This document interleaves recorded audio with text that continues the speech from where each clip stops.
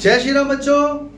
जय Shri Ram. Class 12 physics chapter number 6 electromagnetic induction. बच्चों आज हम लोग एक नया चैप्टर स्टार्ट करने जा रहे हैं जिसका नाम है इलेक्ट्रोमैग्नेटिक इंडक्शन। करें शुरू बच्चों।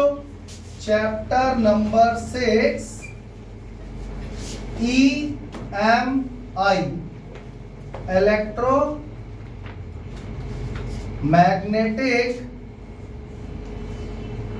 इंडक्शन। बच्चों चैप्टर के नाम से तुम्हें कुछ समझ में आ रहा है? चैप्टर के नाम से कुछ समझ में आ रहा है? देखो जो चैप्टर 4 था और जो चैप्टर 5 है उसमें इन दोनों में हमें इतना समझ में आ गया कि इलेक्ट्रिसिटी और मैग्नेटिज्म में कुछ रिलेशन है, यानी इलेक्ट्रिसिटी जिस वायर में फ्लो हो रही है उसके अराउंड मैग्नेटिक फील्ड बनेगा। बच्चों अब जरा इसका उल्टा सोचो, क्या मैग्नेटिक फील्ड की मदद से आप करंट बना सकते हो? बना सकते हैं क्योंकि नेचर में सिमेट्री होती है। तो इस चैप्टर में हमें वही पढ़ना है। इस पूरे चैप्टर में हमें क्या पढ़ना है बच्चों कि कैसे मैग्नेटिक फील्ड की मदद से हम लोग एक इलेक्ट्रिक करंट प्रोड्यूस कर सकते हैं, बना सकते हैं। समझ में आ रहा है? तो इंड्यूस वर्ड का मतलब क्या होता है? इंडक्शन, इंड्यूस करना, पैदा करना। तो हम इंड्यूस करने वाले हैं क्या? ईएमएफ। हम इस चैप्टर में क्या इंड्यूस करने वाले हैं? Electromotive force. और इसकी मदद से क्या प्रोड्यूस होगा बच्चों? करंट। समझ में आ गया? और बहुत बढ़िया और बेहतरीन करंट बनाने के लिए हम लोग एसी जनरेटर पढ़ेंगे चैप्टर के लास्ट में। और तुम लोग जानते होगे कि एसी जनरेटर जो है वो एसी करंट बनाता है, यानी ऑल्टरनेटिंग करंट बनाता है। तो तुम्हारे सिलेबस में एक नई चीज ऐड हो गई, ऑल्टरनेटिंग करंट। एक नया टाइप का करंट। अभी तक डीसी चल रहा था, बैटरी लगा रहे थे, तो इसीलिए फिर वहां से तुम्हारा एक नया चैप्टर स्टार्ट हो जाएगा, ऑल्टरनेटिंग करंट चैप्टर 7। इतनी बात समझ में आ गई? समझ में आ गई? चैप्टर का नाम समझ में आ गया, इलेक्ट्रोमैग्नेटिक इंडक्शन। इलेक्ट्रिसिटी इंड्यूस कर रहे हैं with the help of magnet. कोई दिक्कत? लेकिन उससे पहले हमें एक चीज समझनी होगी आज। ईएमएफ हम लोग इंड्यूस बाद में कराएंगे, वायर में, कॉइल में, रेक्टेंगुलर कॉइल में, वो बात की बात है।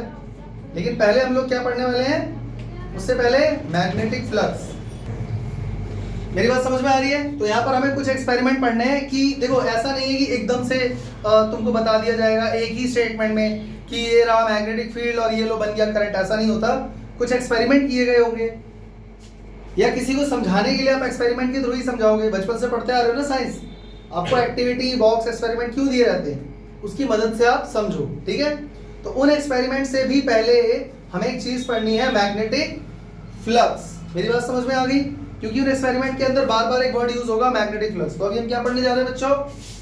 Magnetic flux.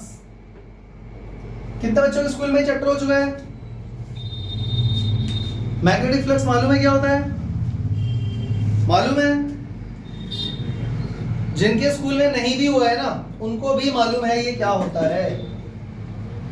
उनको भी मालूम है। वो इसलिए क्योंकि बच्चों जरा याद करो, इलेक्ट्रिक फ्लक्स क्या होता है पहले याद है? हमने चैप्टर 1 में, चैप्टर 2 में इलेक्ट्रिक फ्लक्स पढ़ा था। अगर याद नहीं है तो याद दिला देता हूं, जरा याद करो। ये इलेक्ट्रिक फील्ड जा रहा है, एक यूनिफॉर्म इलेक्ट्रिक फील्ड है। This is electric field E. समझ में आ गया? हमने इसके सामने क्या लगा दिया? एक प्लेन। ऐसे करके हमने इसके सामने क्या लगा दिया? एक प्लेन। अरे गॉस लॉ से पहले इलेक्ट्रिक फ्लक्स पढ़ाया था मैंने आप लोगों को, याद होगा। इस प्लेन से कितनी इलेक्ट्रिक फील्ड लाइंस पार करके जा रही हैं परपेंडिकुलरली, उसी को वो हम लोग क्या बोलते हैं? Electric flux. यानी फ्लक्स शब्द का इस्तेमाल हम कहां करते हैं? सिर्फ ये जानने के लिए कि पर यूनिट एरिया कितना इलेक्ट्रिक फील्ड पास हो रहा है। बात समझ में आ गई बच्चों? वहां पर इलेक्ट्रिक फ्लक्स की जगह हमने क्या बना दिया इसको? अभी आ गया सबको समझ में? तो तुम्हारे स्कूल में हुआ हो या ना हुआ हो, मुझे उम्मीद है सबको मैग्नेटिक फ्लक्स समझ में आ गया होगा। Magnetic flux through any closed surface is any closed surface placed in a uniform magnetic field is equal to the number of magnetic field lines passing perpendicularly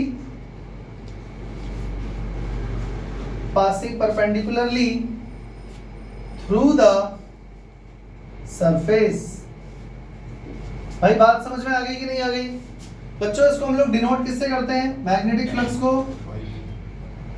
electric flux को किससे denote करते थे?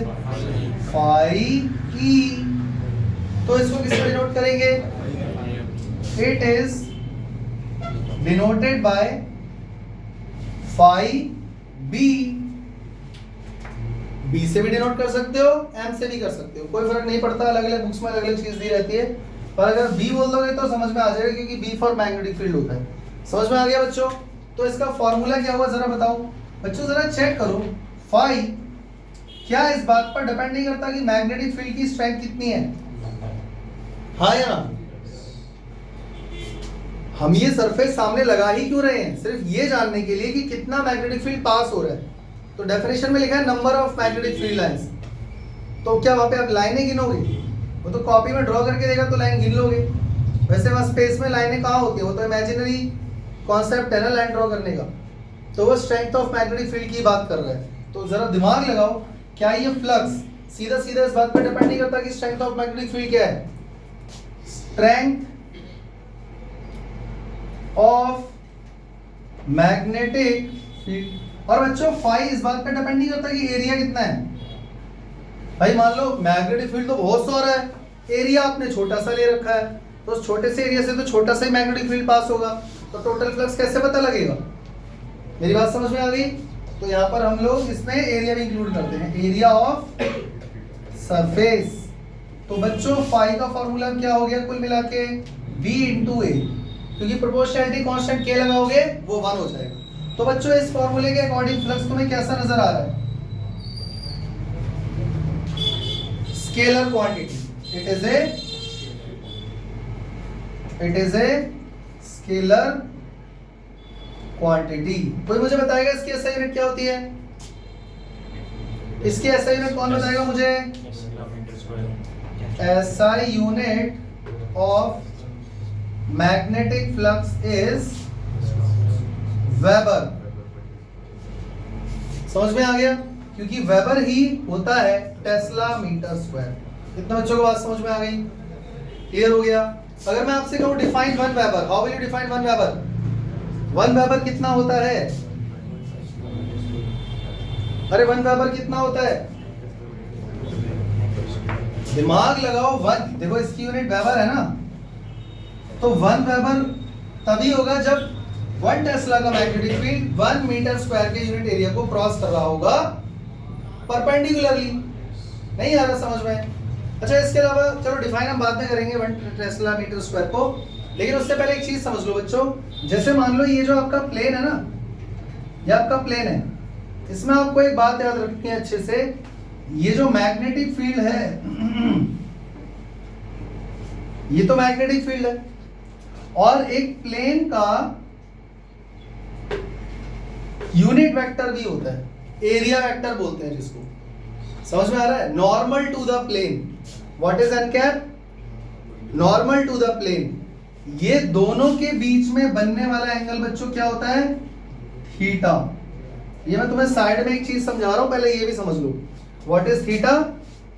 Angle between normal to the plane and magnetic field. तो बच्चों theta कितना होना चाहिए? 0 degree. अब कुछ बच्चे सोच रहे होंगे सर यहाँ तो आपने परपेंडिकुलरली लिखा है। अरे ठीक से पढ़ो, परपेंडिकुलरली क्या लिखा है? मैग्नेटिक फील्ड प्लेन को परपेंडिकुलरली पार करके जाना चाहिए। लेकिन थीटा क्या है बच्चों? क्या थीटा मैग्नेटिक फील्ड और प्लेन ऑफ द पेपर के बीच का एंगल है? नहीं, वो तो 90 है। Theta is the angle between normal to the plane and magnetic field. वो तो 0 डिग्री हो गया क्योंकि दोनों सेम डायरेक्शन में जा रहे हैं। नहीं आ रही बात समझ में? पक्का? तो बच्चों इस प्लेन का एरिया क्या हुआ? एरिया क्या हुआ जल्दी बोलो? ए वेक्टर। क्या हुआ? ऐसे केस में हम लोग सिर्फ एरिया यूज नहीं करते, एरिया वेक्टर बोलते हैं, क्योंकि एरिया तो एक स्केलर क्वांटिटी है जो आपको उसका एरिया मैग्नीट्यूड बता देगा। बट मुझे ये भी बताना है कि मैं इस प्लेन के इधर काम कर रहा हूँ या इधर काम कर रहा हूँ। उसके लिए मैंने बताया था ए कैप यूज होता है, ए वेक्टर यूज होता है। ए वेक्टर मतलब एक प्रॉपर वेक्टर है जिसमें मैग्नीट्यूड और डायरेक्शन दोनों है। मैग्नीट्यूड कितना है? लेंथ इनटू ब्रेथ, जो भी होगा एरिया। डायरेक्शन क्या है? एन कैप, एन कैप, जिस डायरेक्शन में एन कैप जा रहा है, और एन कैप बता रहा है कि आपको इस प्लेन के इस साइड काम करना है, ना कि पीछे। कोई दिक्कत? तो इस हिसाब से थीटा क्या हुआ? Angle between n cap and B vector which is 0 degree, which must be 0 degree when you find the flux. Flux find करते टाइम थीटा होना चाहिए 0 डिग्री, जो इस फिगर में है भी। लेकिन डेफिनेशन की अगर हम बात करें तो वहां पर हम क्या लिखेंगे? Magnetic field is number of magnetic field line passing perpendicular to the surface. भाई तुम लोग समझ पाए या नहीं? समझ गए ना? ये प्लेन है, मैग्नेटिक फील्ड इसको परपेंडिकुलरली पार करके जाना चाहिए। लेकिन अगर एरिया वेक्टर की बात की जाए तो एरिया वेक्टर भी इधर जा रहा है, मैग्नेटिक फील्ड भी इधर जा रहा है, तो थीटा 0 हो जाएगा। बच्चों बात समझ में आ गई? पक्का? चले आगे। बच्चों देखो यहां पर बोर्ड पे देखो,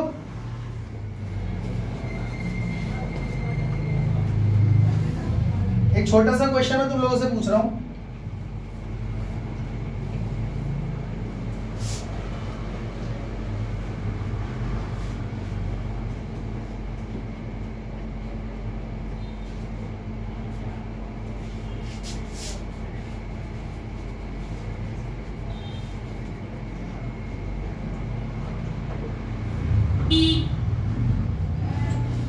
इन तीनों में से सबसे ज्यादा फ्लक्स किसका है? क्यों बच्चों? इसका फ्लक्स कितना है बताओ? 1 2 3 4 5 टेस्ला मीटर स्क्वायर। देखो ये कोई एकदम करेक्ट आंसर मैंने यहाँ पे नहीं लिखा है, डेफिनेशन जो समझाई थी उसके अकॉर्डिंग लिखा है। डेफिनेशन क्या लिखवाई थी? Number of field lines passing perpendicular to the surface of surface perpendicular. तो ये सारी परपेंडिकुलर है, चेक कर लो। और नंबर ऑफ लाइंस चेक करना था, लाइन तो दी हुई है, गिन लो, 5 आ गया। इसका फ्लक्स कितना हुआ बच्चों? अच्छा सबसे कम मैग्नेटिक, सबसे कम फ्लक्स किसका है बच्चों? यहाँ पे सबसे कम किसका है? कुछ बच्चों को लग रहा होगा थर्ड का है। वो इसलिए क्योंकि इसमें फील्ड लाइन दूर दूर है। फील्ड लाइन दूर का मतलब ये है कि मैग्नेटिक फील्ड वीक है। मैं मैग्नेटिक फील्ड की बात नहीं कर रहा हूं, मैं फ्लक्स की बात कर रहा हूं। तो फ्लक्स फर्स्ट का और थर्ड का बराबर हुआ कि नहीं हुआ? क्योंकि ये हुआ 3 वेबर और इसका भी कितना हुआ? 3 वेबर या टेस्ला मीटर स्क्वायर। कितने बच्चों को ये बात समझ में आ गई? पक्का? फ्लक्स का सीधा सा मतलब ये है कि कितना मैग्नेटिक फील्ड पार करके जा रहा है परपेंडिकुलरली किसी सरफेस के। क्लियर हो गया? चले आगे। बच्चों एक चीज और मैं तुम लोगों से छोटी सी पूछना चाहता हूँ, जरा बोर्ड पे देखो और दिमाग लगाओ और जवाब दो। मान लो ये एक प्लेन सरफेस है, समझ में आ गया? इसका एन कैप कहां जा रहा है? इधर। और बच्चों मैग्नेटिक फील्ड भी कहां जा रहा है? मैग्नेटिक, देखो ये रहा n cap normal to the plane, और मैग्नेटिक फील्ड कहां जा रहा है? ऐसे। मैग्नेटिक फील्ड कहां जा रहा है? ऐसे। क्या आप फ्लक्स निकाल पाओगे यहाँ पे? डेफिनेशन के हिसाब से चलना बच्चों, ध्यान से ध्यान से। यहाँ परपेंडिकुलरली लिखा हुआ है, आप फ्लक्स निकाल पाओगे यहाँ पे? अभी तक जो हमने सीखा फ्लक्स के बारे में उस हिसाब से तो भाई कुछ समझ में नहीं आ रहा है। उसने क्लियर बोला था फ्लक्स का मतलब होता है number of magnetic field lines passing perpendicular to the surface. ये मैग्नेटिक फील्ड इस सरफेस के परपेंडिकुलरली पार करके नहीं जा रहा है, हाँ या ना? तो बच्चों अगर यहां पर मुझे थीटा दिया हो, अब फिर से पूछना थीटा क्या होता है? अभी बताया था, theta is the angle between magnetic field and area vector या नॉर्मल टू द प्लेन। तो थीटा आपको मिल गया ना। अब आप चेक करो पी वेक्टर ये टेढ़ा मेढ़ा जा रहा है इसीलिए तो दिक्कत हो रही है, तो इसको दो कंपोनेंट में डिवाइड कर दो। This one is B cos theta and this one is B sine theta. अब कोई मुझे बताएगा इसकी जरूरत है? जब आपने इसको दो कंपोनेंट में डिवाइड कर दिया इसका काम फिनिश। अब मुझे कोई बताएगा बी साइन थीटा की वजह से फ्लक्स कितना बनने वाला है? Flux due to B sine theta क्या होने वाला है? क्यों भाई? क्योंकि वो सरफेस के परपेंडिकुलरली नहीं बल्कि 90 डिग्री जा रहा है, यानी इसकी वजह से भी कोई फ्लक्स नहीं बन रहा। मायने तो रखता है, मैग्नेटिक फील्ड का कंपोनेंट उधर जा रहा होगा नो डाउट, पर फ्लक्स नहीं मिलने वाला आपको। लेकिन क्या यहाँ पर कोई फ्लक्स आपको मिलने वाला है? Flux due to B sine theta, sorry B cos theta. क्या बी कॉस थीटा की वजह से कोई फ्लक्स आपको मिलने वाला है? हाँ, विच इज नॉन जीरो।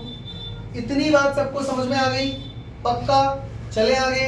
लेकिन कुल मिला के मैग्नेटिक फील्ड होगा कितना ये अभी तक किसी ने नहीं बताया। और मान लो इस कॉइल का एरिया है ए, कॉइल नहीं सॉरी सरफेस, ये सरफेस है, इस सरफेस का एरिया है मान लो ए। तो बच्चों बोर्ड में ध्यान से देखो, ये वाला पार्ट इरेज कर दूं, कोई दिक्कत तो नहीं है? कहानी समझ में आ रही है? लिख लोगे? अब बच्चों सुनो, ये तो डेफिनेशन है, इसको ऊपर रहने दो। बच्चों मेरी बात सुनो, मैंने अभी अभी तुम्हें फ्लक्स का फॉर्मूला क्या बताया था?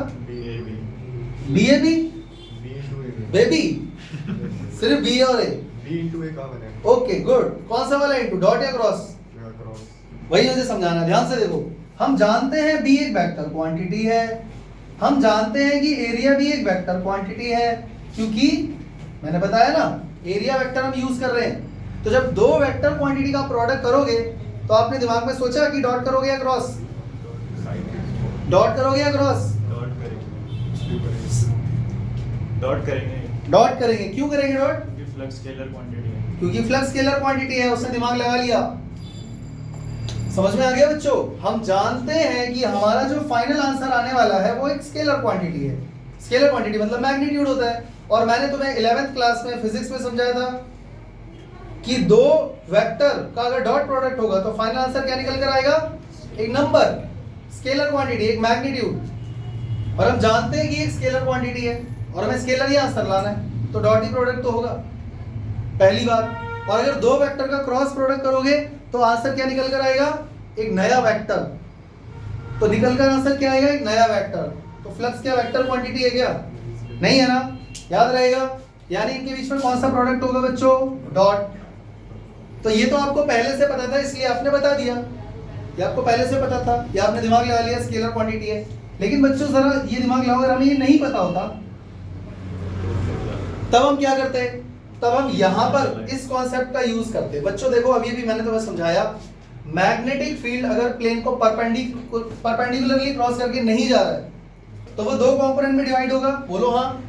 तो बच्चों चेक करो फ्लक्स आप कैसे फाइंड करोगे?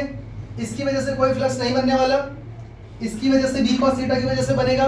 तो आप मैग्नेटिक फील्ड क्या लोगे? बी या बी कॉस थीटा? और किससे मल्टीप्लाई करोगे? एरिया से। तो फ्लक्स का फॉर्मूला क्या बना? B A cos theta. तो इस हिसाब से इसका फॉर्मूला क्या बना? B dot A. कितने बच्चों को अभी बात समझ में आ गई है? यूनिट बोलो, या फिर ये बात सबको क्लियर हो गई? तो अगर कभी भी कोई मैग्नेटिक फील्ड किसी सरफेस एरिया को परपेंडिकुलरली क्रॉस नहीं करता, किसी सर्टेन एंगल पे करता है, तो पहले आपको थीटा ढूंढना होगा। समझ में आ गया? और जब थीटा मिल जाएगा तो आप फॉर्मूला क्या बनाओगे? बी ए कॉस थीटा या फिर बी डॉट ए। समझ में आ गया? और जरूरी नहीं है आपको पकी पकाई खीर मिले, जरूरी नहीं है आपको थीटा सीधा सीधा बोल दे कि थीटा मैग्नेटिक फील्ड और नॉर्मल टू द प्लेन के बीच का एंगल है। हो सकता है क्वेश्चन में वो ये बोले कि magnetic field plane of the surface के साथ 60 डिग्री बना रहा है। देखो ये कॉन्सेप्ट क्लियर हो गया, इसको खत्म कर दो, अभी इसको खत्म कर दो। मैं क्या बोल रहा हूं ध्यान से सुनो। हो सकता है आपको पकी पकाई खीर मिले, हो सकता है आपको थीटा दे दे। What is theta? Theta is the angle between magnetic field and normal to the plane. तो बहुत ही अच्छी बात है, सीधा ये फॉर्मूला लग जाएगा। लेकिन आपको कंफ्यूज करने के लिए इसके अंदर भी एक और चीज बोल सकता है, मतलब आपको थीटा नहीं दिया हुआ है और वर्ड्स में लिख के एंगल दे रखा है, the angle between magnetic field and plane of the coil is 60 degree. तो अब ये एंगल कितना हो गया बच्चों? 30 डिग्री हुआ कि नहीं हुआ? तो ये दिमाग तुम्हें खुद लगाना पड़ेगा, ऐसा भी वो कर सकता है। तो आंखें बंद करके सीधा बी ए कॉस 60 डिग्री मत लगा देना, फिर गलत हो जाएगा। नहीं आ रहा समझ में? आगे समझ में? चले आगे बच्चों, अब चलते हैं आगे। अगर मान लो हमें पता लग गया है कि इसकी SI यूनिट वेबर है और हम जानते हैं कि वेबर मतलब टेस्ला मीटर स्क्वायर होता है, तो बताओ बच्चों डिफाइन 1 टेस्ला मीटर स्क्वायर। और 1 वेबर, क्या लिखोगे? अरे हाँ, 1 मिनट, इसकी यूनिट वेबर है या टेस्ला मीटर स्क्वायर है, ये तो ऐसा ही यूनिट है ना। सीजीएस यूनिट क्या है? इसकी सीजीएस यूनिट भी तो होगी कुछ। सीजीएस यूनिट क्या है, जल्दी बोलो। अटक गए, दिमाग लगाओ। टेस्ला का सीजीएस क्या होता है? गॉस। मीटर स्क्वायर का क्या हो जाएगा? तो ऐसे डरा घबराया मत करो, पता सब है तुम्हें, वो टाइम पे चीज बाहर नहीं आ रही, निकल गई। क्लियर हो गया? तो बच्चों अगर मैं तुम देखो, अब सीजीएस यूनिट पता लग गई, ऐसा यूनिट पता लग गई है, तो जो डेफिनेशन हम यहाँ लिखेंगे उसी का उल्टा हम वहां पे कर देंगे। हाँ या ना? हाँ या ना? तो कर दो डिफाइन जल्दी से। What do mean by 1 weber? phi is equal to BA. 1 Weber is equal to 1 Tesla meter square. If 1 Tesla, if magnetic field of 1 Tesla is passing perpendicularly, लिख लोगे या वो भी मैं ही लिखूं? Perpendicularly through a surface of area 1 meter square, then flux will be 1 Weber. Any problem? बच्चों यहां पर क्या लिखोगे बताओ? If 1 gauge of magnetic field passes perpendicularly through a surface of 1 centimeter square, then flux या magnetic flux due to that magnetic field is said to be 1 gauge centimeter square.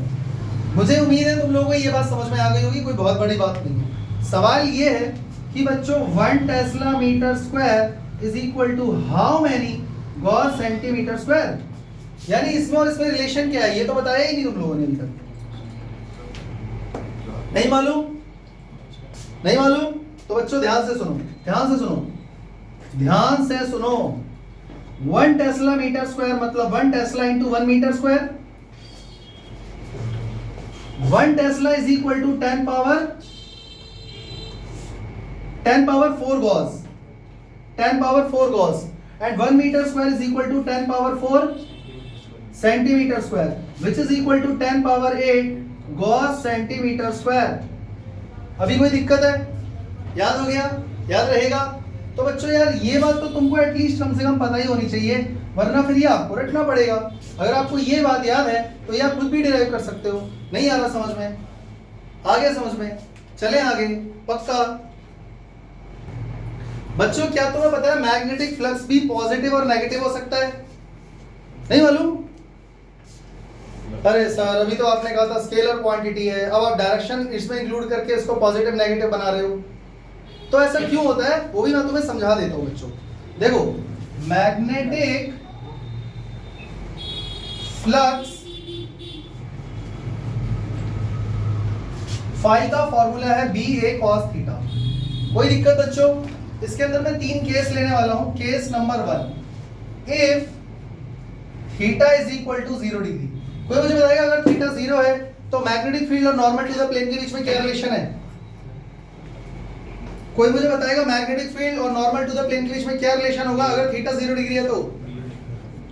अरे बोलो भाई, पैरेलल होंगे या नहीं होंगे? 0 क्या? 0 तो एंगल है, तो इसका मतलब n cap is parallel to magnetic field. इसका मतलब magnetic field is perpendicular to the plane of coil.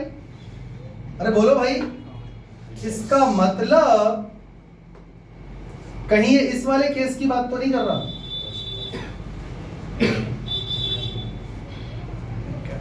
बोलो हाँ, समझ में आ गया? तो इस केस में फ्लक्स की वैल्यू कितनी आ जाएगी बच्चों? BA cos 0 degree, and cos 0 degree is equal to 1 which is equal to BA, and which is equal to positive, which is equal to positive, एक minute, which is equal to positive, यहाँ पे मैं इसकी unit लिखना चाह रहा था, कोई दिक्कत, समझ में आ गया? अच्छा, केस नंबर 2 पे आ जाओ। केस नंबर 2, अगर थीटा हो जाए 90 डिग्री, इसका मतलब कोई मुझे बताएगा मैग्नेटिक फील्ड और नॉर्मल टू द प्लेन के बीच में एंगल क्या बन रहा है? क्या पूछा मैंने, पहले सुन लो। Magnetic field and normal to the plane के बीच का एंगल क्या है? N cap is perpendicular to B vector. इसका मतलब B vector is parallel to plane of point. कोई दिक्कत बच्चों, समझ में आ गया? तो अब उस हिसाब से फॉर्मूला अगर हम लगाएं तो बी ए cos 90 हो जाएगा। नहीं आ रहा समझ में तो यहाँ डायग्राम में देखो, ये प्लेन ऑफ कॉइल है, ये एन कैप है और ये नॉर्मल टू द प्लेन, ये मैग्नेटिक फील्ड है। तो अब चेक करो इनके बीच में एंगल कितना बन गया है। तो यहां पर फ्लक्स कितना होने वाला है बच्चों? 0 डिग्री। कौन बोला है? मैं तो कंफ्यूज करने के लिए लगाया, तुमने 0 डिग्री बोल दिया। नहीं तो सही बोले चलेगा।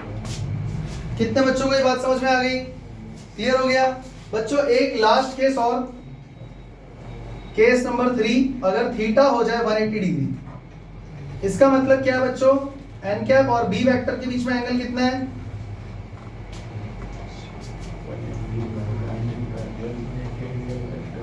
अब ना ही ये पैरेलल है ना ही परपेंडिकुलर है, बल्कि इन दोनों के बीच का एंगल है 180 डिग्री। मतलब इसका फिगर कुछ ऐसा बनेगा,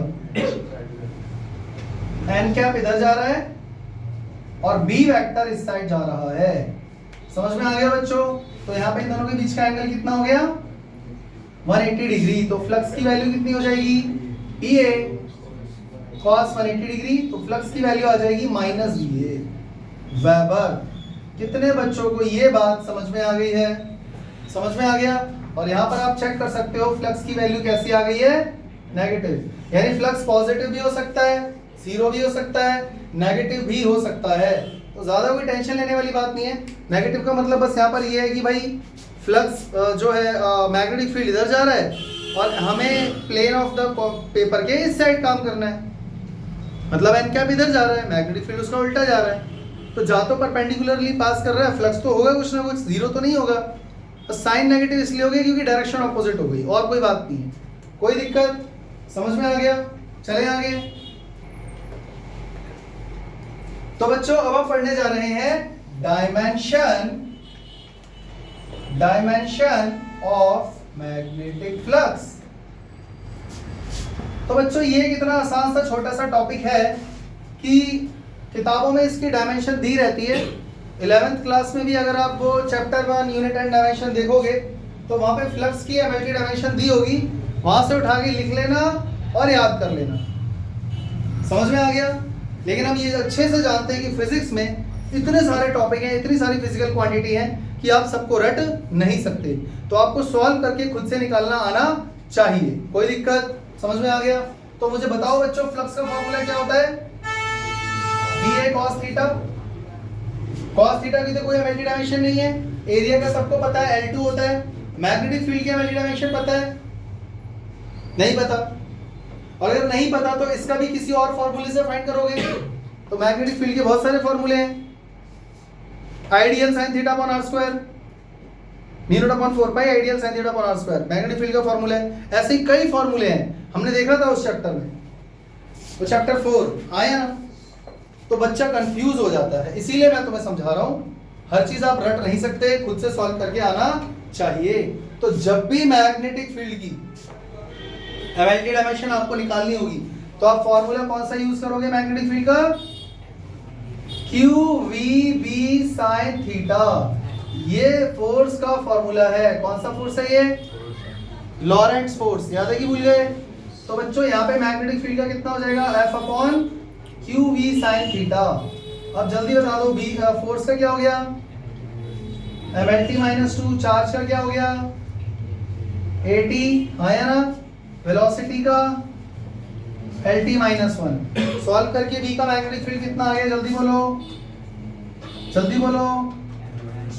देखो ये -1 t का ऊपर आएगा, ये हो जाएगा +1, और ये t ऊपर आएगा तो हो जाएगा -1। t गया यहाँ से, l से l गया, बचा m t -2 a -1। सही है गलत?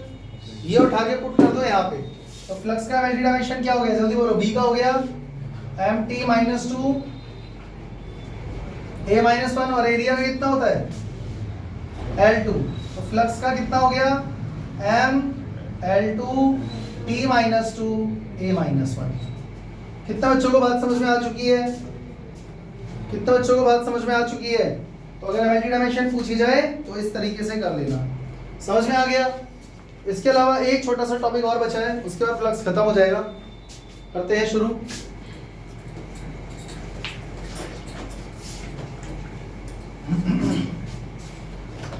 बच्चों मान लो एक बहुत बड़ा एरिया है और उसके अंदर से बहुत सारा मैग्नेटिक फील्ड पास हो रहा है, बहुत सारा, और आपको टोटल फ्लक्स निकालना है। समझ में आ रहा है? और मान लो एन कैप भी इसी डायरेक्शन में, ये है एन कैप और ये है मैग्नेटिक फील्ड, और थीटा इस केस में भी 0 ही ले रहे हैं क्योंकि हम कंफ्यूजन ज्यादा क्रिएट करना चाहते नहीं है।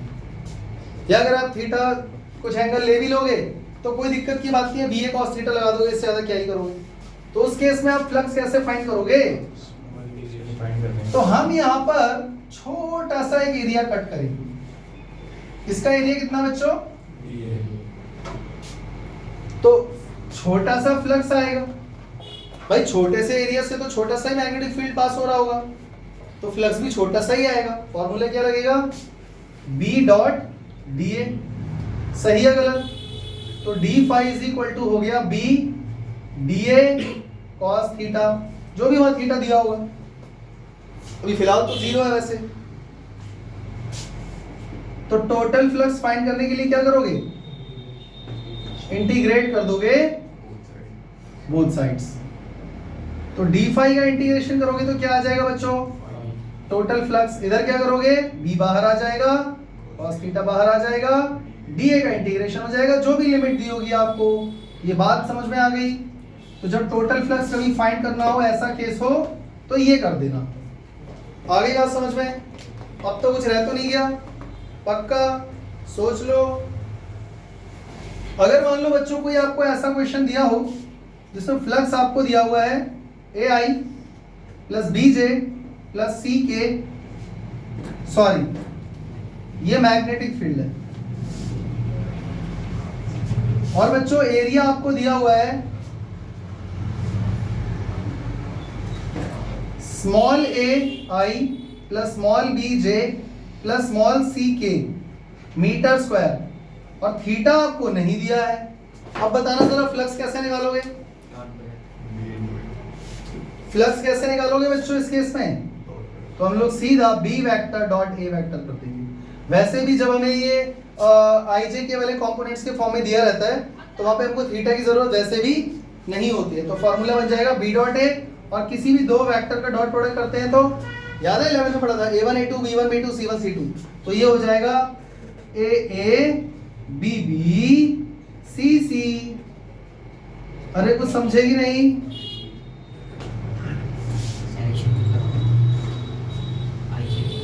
हाँ नहीं, इसमें IJ के नहीं आएगा, ये तो स्केलर क्वांटिटी आ गई ना खाली, तो उसकी डायरेक्शन, तो डायरेक्शन होती क्या है? स्केलर क्वांटिटी तो है फ्लक्स। समझ में आ गया? कितने बच्चों को ये बात समझ में आ चुकी है? इसी के साथ हमारा मैग्नेटिक फ्लक्स वाला टॉपिक खत्म होता है। नेक्स्ट क्लास में हम लोग इलेक्ट्रोमैग्नेटिक इंडक्शन और फैराडे एक्सपेरिमेंट और लेंस लॉ वगैरह वाली चीजें पढ़ेंगे। तो मिलते हैं अगली क्लास में बच्चों, तब तक के लिए जय हिंद, जय श्री राम।